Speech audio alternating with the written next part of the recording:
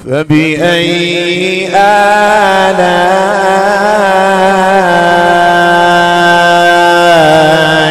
ربكما تكذبان؟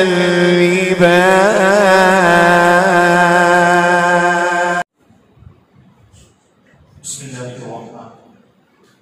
تو گفتگو بڑی اہم ہے، بڑی اہم ہے۔ کیوں؟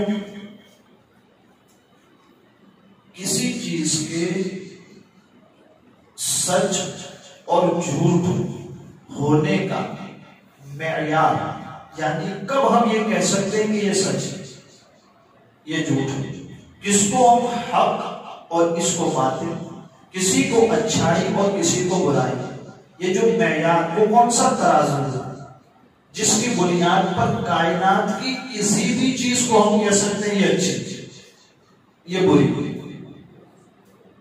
کیا ہم اپنی عقل کے ذریعے سوچ کر کسی بھی چیز کو یہ کہہ سکتے ہیں کہ یہ چیز اچھی، یا اپنی عقل سے یہ فیصلہ کر سکتے ہیں کہ یہ چیز حق ہے، یہ چیز اچھی؟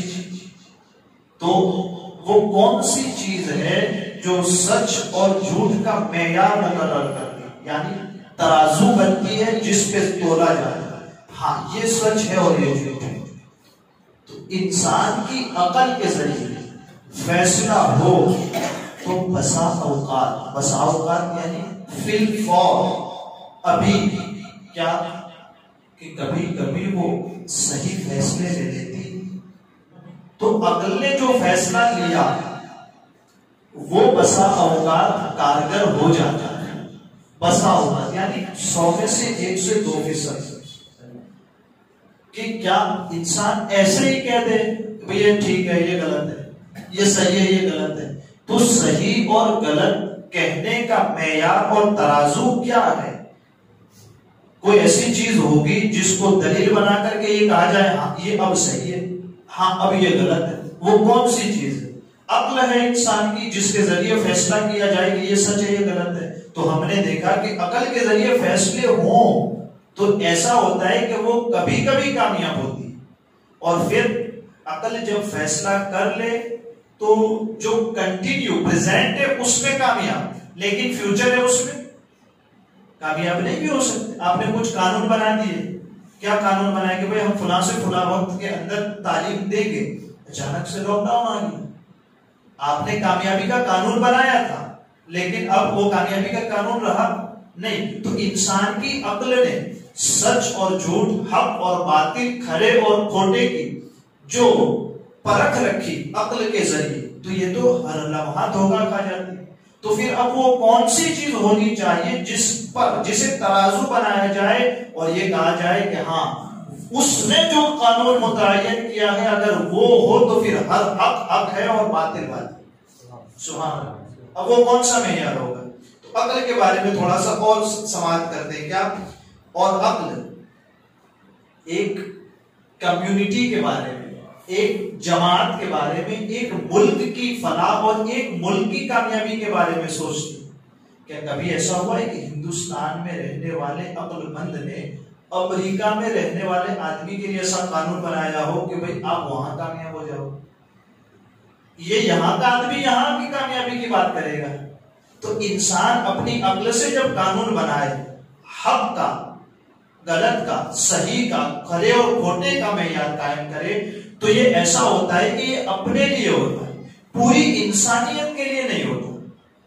پوری انسانیت مطلب اس میں مسلم بھی آ گیا، غیر مسلم بھی آ گیا، یہودی بھی آ گیا، کرسچن بھی آ گیا، عیسائی بھی آ گیا، ایسا نہیں ہوتا کبھی۔ ہر وقت قدم قدم پر وہ ٹھوکریں کھا جائے گا اگر پوری کائنات کو ایک ساتھ آگے بڑھانے کی بات کرے گا، کیونکہ وہ ہو ہی نہیں سکتا، اس لیے کہ کبھی کبھی ذات بیچ میں آ جائے گی۔ اگر وہ سید اپنے آپ کو کہتا ہے، یا اگر وہ اپنے آپ کو پٹیل کہتا ہے، یا اپنے آپ کو انصاری کہتا ہے، تو کہیں نہ کہیں جا کر کے اس کی جو یہ چیز ہے کون سی برادری والی وہ آ جائے گی۔ برادری والی نہیں آئی تو کہیں نہ کہیں جا کے ملک والی چیز آ جائے گی، اور وہ بھی نہیں آئی تو کم سے کم پھر یہ کہا جائے گا نہیں ہماری سرحدیں ہم کو کھینچتی، ہم ادھر والوں کو اپنے اندر شامل نہیں ہونے دیں گے۔ تو انسان قانون بنا بھی لے حق کا، انسان قانون بنا بھی لے کھوٹے ہونے کا تو وہ ایسا ہے کہ وہ کلی طور پر صحیح نہیں. ہو سکتا ہے کہ اس نے جو قانون بنایا وہ غلط ہو، حقیقت میں وہ قانون صحیح ہے. تو پھر صحیح اور غلط کا معیار کیا ہے؟ کھڑے اور کھوٹے ہونے کا معیار کیا ہے؟ جو ہر جگہ ہو تو ہر جگہ ایک ہی کہا جاتا ہے. تو علامہ اقبال اس کی طرف اشارہ فرماتے ہیں کہ کیا ہے وہ عقل خود بھی غافل از بہبود غیر. کیا کہ عقل تو ہے خود غرض ہوتی جو دوسرے کی کامیابی نہیں دیکھ سکتی. تو اچھا جو دوسرے کی کامیابی کون دیکھے گا؟ تو پھر جواب دیا جاتا ہے قانون الہی، اللہ کی وحی جسے ہم قرآن مقدس کہتے ہیں. کھڑے اور کھوٹے ہونے کا معیار عقل پر نہیں رکھا گیا. اچھا کس چیز پہ رکھا گیا؟ اللہ کے اس کلام پر رکھا گیا ہے کہ رب کا کلام جس چیز کو صحیح کہہ دے قیامت تک کے لیے وہ صحیح.